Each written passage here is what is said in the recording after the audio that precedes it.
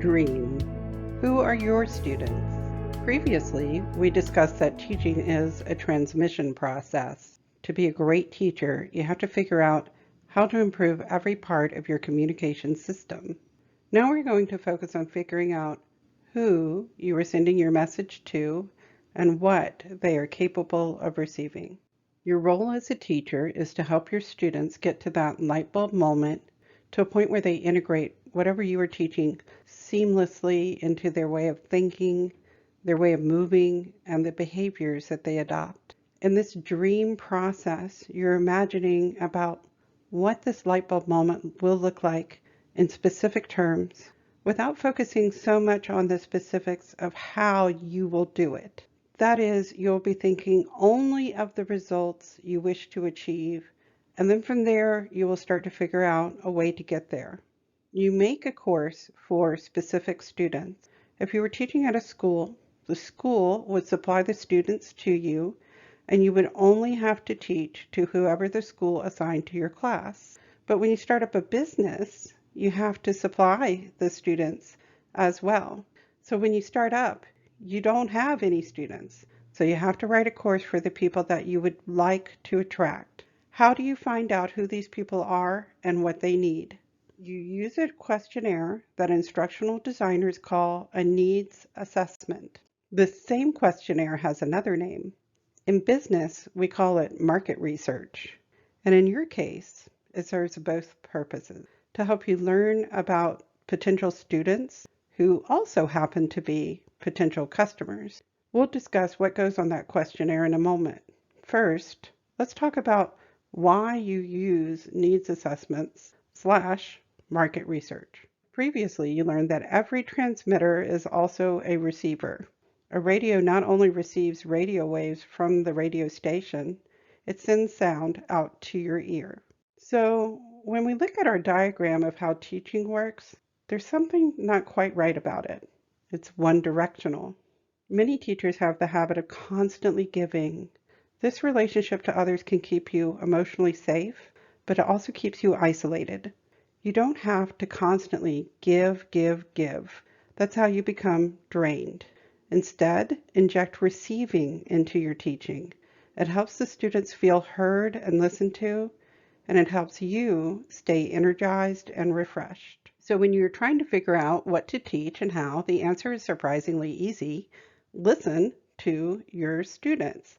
And that is what a needs assessment is. It's a tool to be a great listener. And later you will use the listening skills you are learning in this lesson when you are selling. So pay attention to these 3 important questions. They are coming back again later.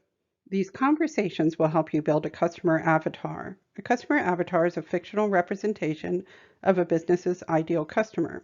It's creating a detailed description of your typical customer, including their age, gender, interests, and behaviors. In this program, your avatar focuses on your customer's needs, emotions, and strategies, as well as the language your customer uses to describe them.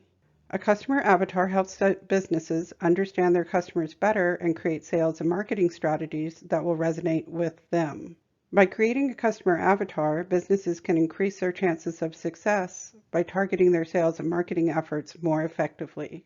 During the sales conversation, you ask a prospective customer the same questions you ask prospective students when you were dreaming about making the course. And then you listen to determine if they are one of those people you made the course for. Or another way of saying this is, do they match your customer avatar? If they are, then you will make a pitch and offer to buy your course. And if they are not, you provide a referral to someone else who can help them. We'll talk more about sales in the next step, sell it. The 3 questions you see here are how you will discover who, what, when, where, why, and how your students want to learn. These 3 open-ended questions show that you genuinely care about their problems and are genuinely interested in helping them find a solution. Learning is transformative. These questions seek to understand, what transformation does this person want in their life? What do they want to have, feel, or do that they don't have now? The first question gets the ball rolling. What is your problem? This is a great conversation starter because everyone loves to talk about their problems, especially to someone who is a good listener. What's great is that you genuinely are interested in hearing their answer because if they can tell you their problem, it can solve your problem of not knowing who your students are. That's a win-win. The purpose of this question is to listen to how your customer defines their problem. They probably see their problem differently from you. Your role is not to argue them out of their position, but just to understand it. By asking this question, you learn a lot about who your customer is, what keeps them up at night, what excites them, what challenges them. The biggest issue with this question is getting people to move on past their problems, so be prepared to steer the conversation once you get them talking.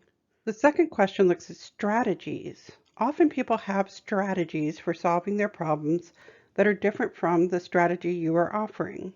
Learning why they are considering this strategy can help you to see how committed they are to this idea. If it were a perfect strategy, they would have already invested time or money into it, so something's missing. It will also help you know what your competition is and how they feel about it. From a marketing standpoint, this is great competitive research too. This is an important question. Most people have never considered what it would look like if their problem were solved.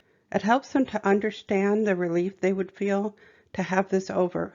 It helps them to prioritize the problem. It helps you to hear the emotional transformation they want to take, what they are willing to work hard to get to. And it also helps you see the value of your own work by hearing how solving this problem would ease their life. Before you transmit your message, take time to become a receiver. Learn who your learners are, what they need, and why it's vital that you teach.